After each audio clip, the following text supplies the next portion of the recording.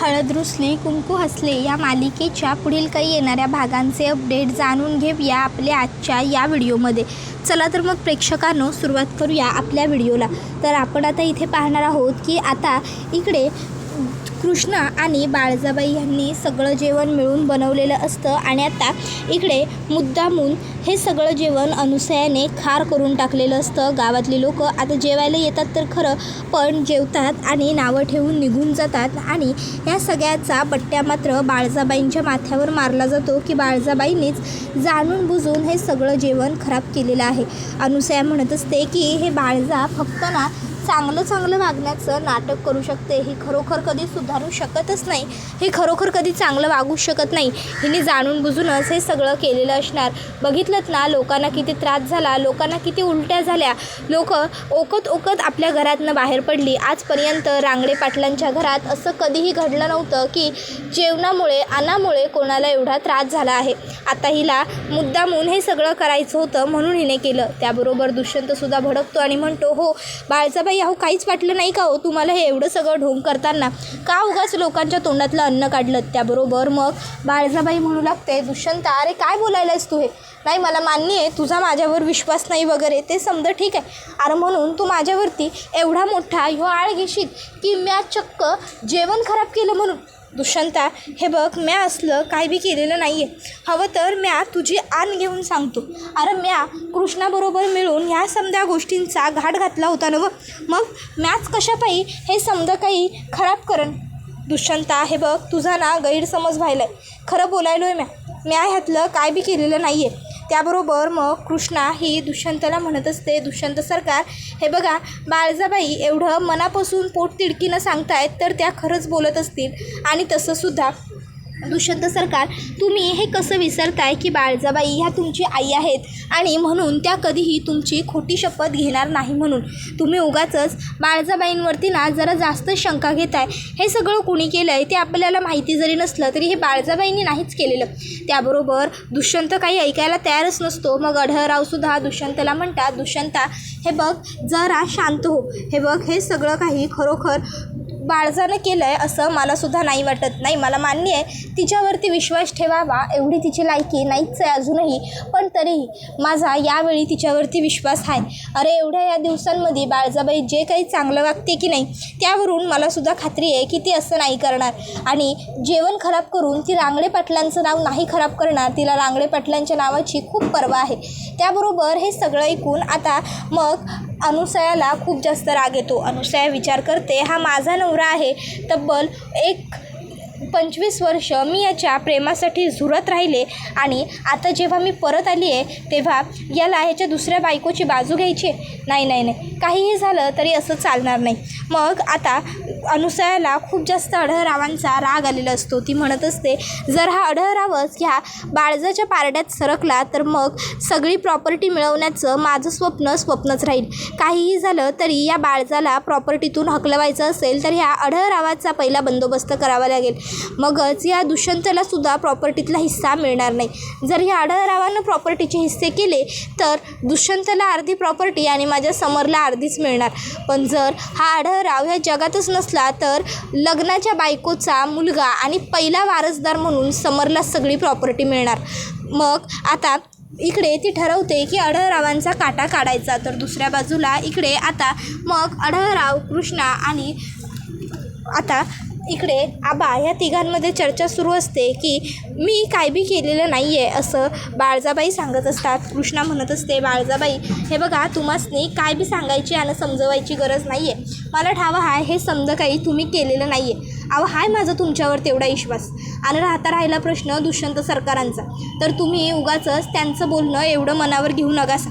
अहो सध्या ते तुमच्यावरती नाराज आहेत ना, त्यामुळं जे तोंडाला येईल ते बोलत असतात. मी हाय नव, माझा विश्वास हाय तुमच्यावरती, काळजी करू नकासा.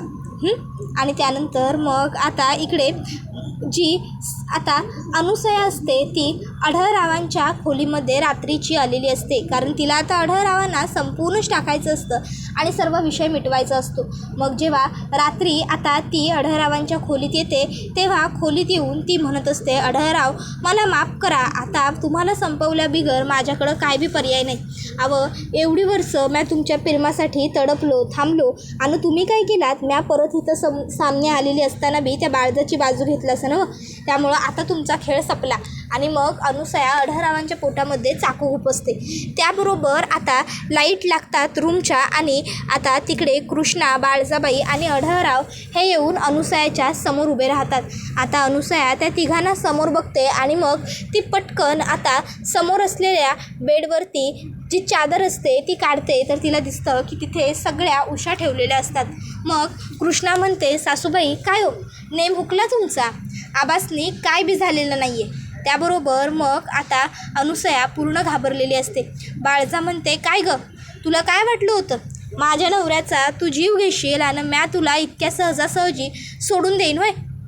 बाळजा म्हणतात, मला बाळजा, ही बाळजा जर वाकड्यात गेली तर अख्खं आयुष्य उद्ध्वस्त करू शकते, घरानं खानदान समजा उद्ध्वस्त करू शकते. मग जर ह्या बाळजानं प्रेम केलं की नाही तर ते पण ती तितक्याच मनापासून आणि जीवाभावानं करते, हे बी ध्यानात ठेवायचं. समजलं ना? तुला काय वाटलं होतं की तू दुष्यंत सरकारां आढळरावांना मारून टाकशील आणि तुझी चाल कोणाला कळणार बी नाही? नसतीच कळली तुझी चाल कोणाला. पण ही बाळजा असताना तुला इतक्या सहजासहजी जिंकून देईल असं होणार नव्हतं. समजलं ना? त्यामुळं आता ही जिंकण्याची जी काही स्वप्न पाहिली होती की नाही ती सगळी धुळीस मिळाली आहेत. कृष्णे, आता तरी आलं ना तुमच्यासमोर ह्या अनुसयाचं खरं रूप, हीच हिची खरी लायकी आहे. त्या दिवशी तू विचारत होतीस ना मला बंद कुणी करून ठेवलं होतं, ते बी ह्या अनुसयानंच केलं होतं. त्याबरोबर आता हे सगळं कळाल्याच्या नंतर आढळरावांना तर खूपच मोठा आणि वाईट धक्का बसलेला असतो.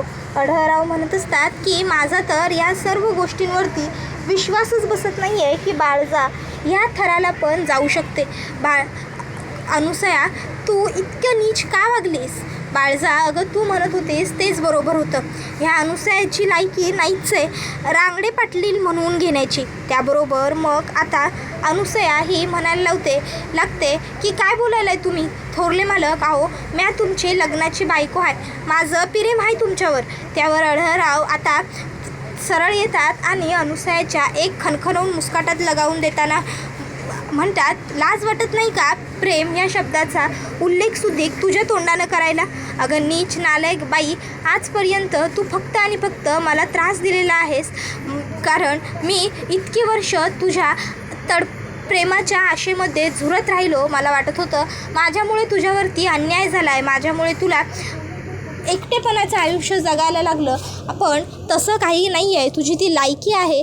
उगाचच्या उगाच एवढी वर्ष मी स्वतःला दोष देत राहिलो, कधीही मी बाळजाचा नवरा म्हणून जगलोच नाही.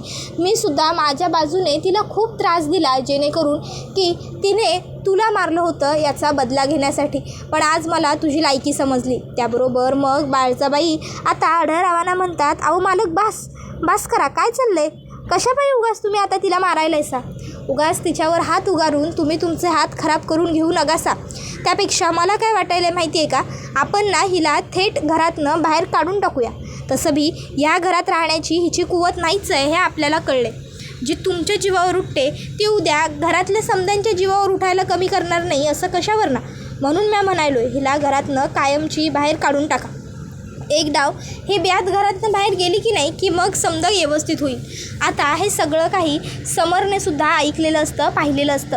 मग समर ताबडतोब पलटी मारतो आणि आता म्हणू लागतो, आहे अगं काय वागलीस हे, आबांच्या जीवावर उठण्याचा प्रयत्न केलास, माझ्या आबांच्या काहीच वाटलं नाही होय तुला? अगं सवताचं कुंकू पुसून घेताना बाईचे हात थरथरतात, तुझे कसे नाही थरथरले गं स्वतःच्या नवऱ्यावर चाकू उगारताना? ते काही नाही आई, मला लाज वाटायला तुला माझी आई म्हणून घेण्याकरता, पण आणि आबा आत्ता मला कळायलं आहे हळूहळू की म्हणून मला तुमच्याबद्दल जिव्हाळा वाटेना झाला आहे. तुमच्याबद्दल प्रत्येक वेळी आई माझ्या मनामध्ये विष पेरत आली, तुम्ही कसे वाईट आहेसा, तुम्ही कसं आम्हाला सोडून दिलं वाऱ्यावरती, तुम्ही कसं आमच्या आयुष्याचा नरक बनवला, हे समजच आजपर्यंत आई मला सांगत आली. आणि या गोष्टीमुळं मी कायमच तुमचा तिरस्कार करत गेलो. आबा, मी तुमच्यापासून लांब लांब राहायला लागलो, कारण आई मला सांगत होती की आबांचं दुष्यंतावर जास्त प्रेम आहे आणि समोर तुझ्यावर कमी प्रेम आहे. आणि मला ह्या गोष्टीचं लई वाईट वाटायला लागलं आणि म्हणून मी तुमच्यापासून अंतर राखून राहायला लागलो. आबा, मला माफ करा, मी या बाईच्या आहारी गेलो आणि तुमच्याबरोबर वाईट वागलो. आबा, मला खरंच माफ करा. त्याबरोबर मग आता लगेचच इकडे अढळराव हे आता काही समरवरती सुद्धा विश्वास ठेवत नसतात, कारण शेवटी कितीही झालं तरी तो अनुसयाचाच मुलगा आहे. इकडे दुष्यंतला सुद्धा समरच्या बोलण्यावरती विश्वास पटत नसतो, कारण याआधी समर जे काही वागला होता ते सगळं तर संशयास्पद होतंच. मग दुष्यंत हा आता म्हणत असतो, तुझ्यावरती तरी कसा विश्वास ठेवायचा आता आम्ही, हे कळतच नाही आहे. हे सुद्धा एक प्रश्न कोडच आहे आमच्यासाठी. त्याबरोबर अढळराव म्हणतात की हो, हे अगदी दुष्यंता बरोबर बोलला आहे.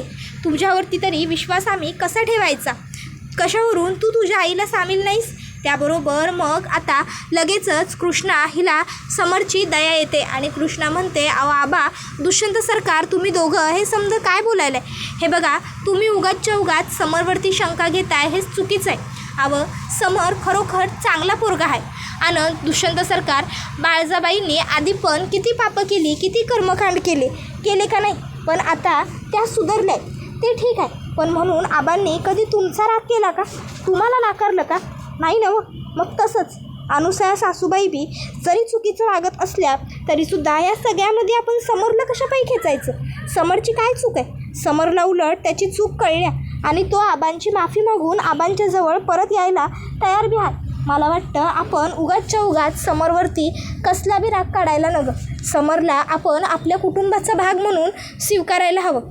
समर, तू म्हणायलास नवं तुला तुझ्या चुकीची जाण आहे म्हणून, मग जाऊ दे, मग बाकीचा विषय संपला. आजपासून आपण एक कुटुंब आहोत. आणि अनुसया सासूबाई, तुमचं काय करायचं ते आपण बघूच, पण तुम्हासनी लाज वाटली नाही होय हे समजा वागताना. अहो, दुष्यंत सरकारांनी आणि आबांनी तुम्हासनी एवढ्या कौतुकाने घरला आणलं आणि त्याच्या बदल्यात तुम्ही हे फळ दिलं होय आबासनी. त्याबरोबर आता कृष्णा ही अनुसयाला चांगलंच सुनावते आणि हा व्हिडिओ इथेच संपतो. व्हिडिओ आवडला असेल तर व्हिडिओला लाईक करा, चॅनलवर नवीन असेल तर चॅनलला सबस्क्राईब करा आणि बेल आयकॉन आठवणीने प्रेस करा, जेणेकरून तुम्हाला पुढच्या प्रत्येक व्हिडिओचं नोटिफिकेशन मिळत जाईल आणि सर्व व्हिडिओंचा आनंद हा अगदी उत्तम पद्धतीने घेता येईल. चला तर मग प्रेक्षकांनो, आजच्या पुरतं इथेच थांबूया. पुढचा व्हिडिओ येईपर्यंत या व्हिडिओचा छान पद्धतीने आनंद घेत राहा. टाटा, बाय बाय, धन्यवाद, take care all of you.